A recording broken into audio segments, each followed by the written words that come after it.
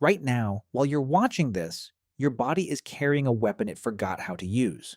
It's been waiting in your skin for 20 million years, and the only time you ever feel it activate is in one strange, specific moment, when the hairs on your arm suddenly stand up. Goosebumps. You've had them 1,000 times. A cold breeze, a song that hits just right, a scary sound in an empty house. And every single time, your body is firing off an ancient combat system that stopped working before you were even human. Here's the part nobody tells you. Goosebumps are useless to you. Completely. They do nothing. And yet your body has refused to delete them for 20 million years. The reason why is one of the strangest stories in all of biology. And by the end of this video, you'll never look at your own skin the same way again. Let's start with what's actually happening on your arm. Every hair on your body sits in a tiny pocket called a follicle, and attached to each one is a microscopic muscle with a name that sounds like a spell, the arrector pili. When your brain senses certain triggers, it fires a signal down your nerves, and every one of these tiny muscles contracts at the same time. They yank on the base of each hair, pulling it upright. The skin around it bunches into a little bump. Multiply that by the roughly 5 million hair follicles on your body, and you get the wave of goosebumps that rolls across your skin in less than a second. But here's the strange part. You didn't decide to do that. You can't. Try right now. Try to give yourself goosebumps using willpower alone. You can't do it, because this system isn't wired to the thinking part of your brain at all. It's wired to something much older, much deeper, and much harder to control. That system is called the sympathetic nervous system, your fight or flight response. It's the same automatic alarm that makes your heart pound and your pupils dilate when you're scared. And that's your first clue. Goosebumps aren't really about temperature, they're about survival. To understand why, you have to stop looking at humans and start looking at a cat. Picture a cat that just spotted a dog. In an instant, its fur puffs up and its tail balloons to twice its size. That's the exact same mechanism. The same tiny muscles, the same nerve signal. Firing in an animal that still has enough fur for it to matter. When a frightened animal puffs up, it suddenly looks bigger and more dangerous to whatever's threatening it. It's a bluff, written into the body. A porcupine raising its quills. A frightened dog with a ridge of fur down its spine. A chimpanzee bristling before a fight. All of it is the same ancient program. And you are running that exact same software. You're just missing the hardware. Because somewhere along the human evolutionary line, we lost our fur. We became the naked ape. But losing the fur didn't mean losing the wiring underneath it. The muscles stayed, the nerves stayed, the reflex stayed. So now, when you get startled or angry, your body still faithfully tries to puff up a coat of fur that vanished millions of years ago. The signal fires, the muscles contract, the hairs, the tiny useless hairs we have left, stand at attention. And instead of becoming a terrifying bristling beast, you just get bumpy. It's one of the clearest pieces of evidence in your entire body that you are a modified animal, still carrying equipment from a version of you that no longer exists. Scientists call this a vestigial reflex, a leftover. Your goosebumps are a ghost, but cold. We can't ignore the cold because that's when most people get them.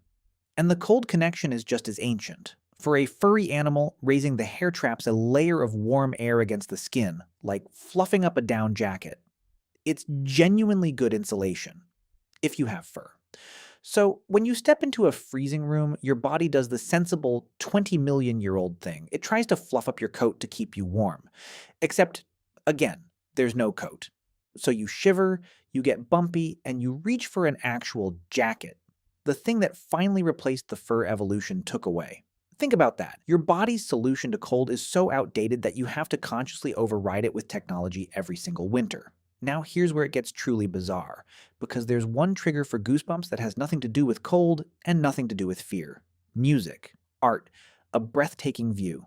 That shiver you feel down your spine during the climax of your favorite song? That's goosebumps too. Same muscles, same reflex. But why on earth would an ancient survival system built to puff up fur against predators and cold fire off because of a violin? Scientists have a name for this.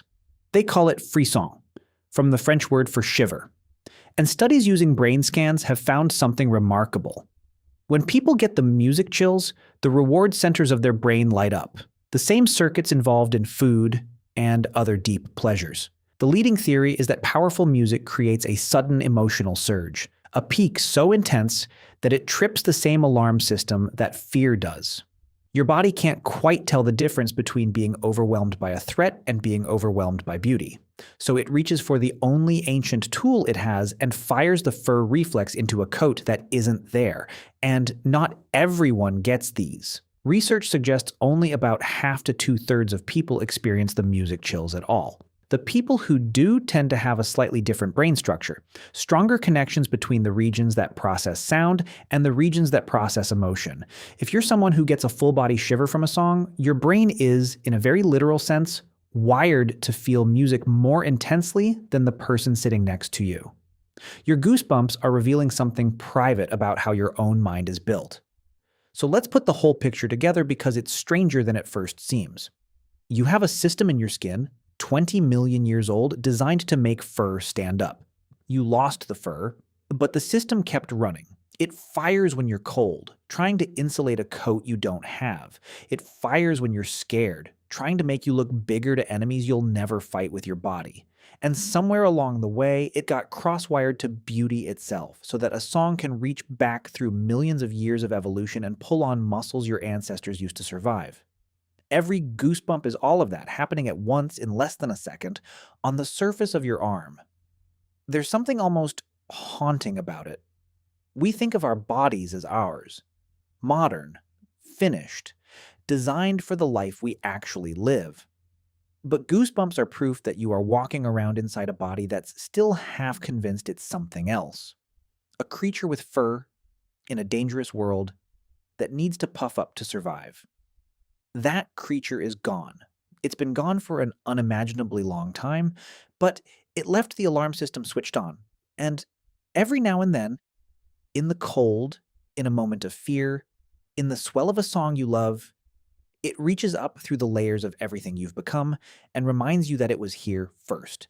So the next time the hairs on your arm stand up for no reason at all, look at them for a second. That's not a glitch. That's not random.